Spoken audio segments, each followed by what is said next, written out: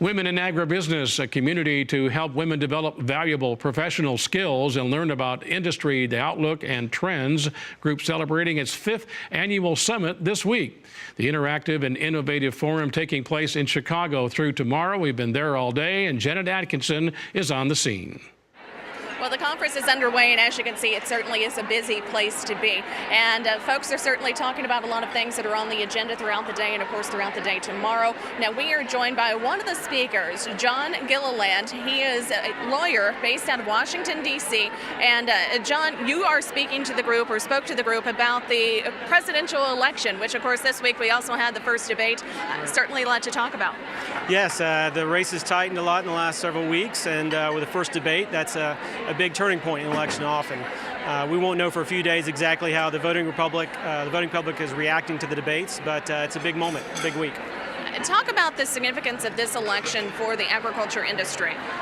Well, obviously we have a farm bill coming up in 2018, and that's going to take a lot of work between USDA and Congress. Of course, Congress will hold a pin in the farm bill, but the USDA will have a lot of influence over that.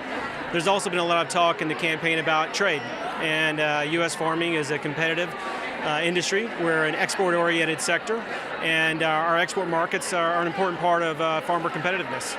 And so now as we look at trade, you know, from what I understand, both candidates say that they do not support the Trans-Pacific Partnership. That certainly is a key talking point in the ag sector. That's right. The U.S. farm sector is supporting, broadly speaking, is supporting TPP. There are issues and there are segments within U.S. agriculture, tobacco, for example, that are opposing the TPP or have concerns. But generally speaking, U.S. agriculture is behind the agreement. And they've been behind every FTA or every free trade agreement that U.S. presidents have put forth. So this is also a turning point, if you will, for U.S. trade policy. And the lame duck session, of course, will be the time, an opportunity to move that agreement if the president and Congress can find an opportunity to do that. If not, they'll be waiting for the next president. RFD-TV has been working to try and make agriculture a part of the talking points in this presidential campaign. During the election process, it's still, you know, it's hard for the industry, it seems like, to get any traction with the candidates. Sure. Well, unlike a lot of us, presidential candidates tend not to talk a lot about agriculture on the stump. Early in the primaries, often they will, as they're going through some of the Midwestern states. Ethanol, for example, comes up. But for the most part, they stick to broad themes. But even through those broader thematic ideas, we can draw certain conclusions about the way that they think and talk about agriculture. For example, Ms. Clinton has talked about investments, infrastructure. Mr. Trump has talked about regulations and tax burden. So from those, we can draw certain conclusions. And also their campaigns have issued some.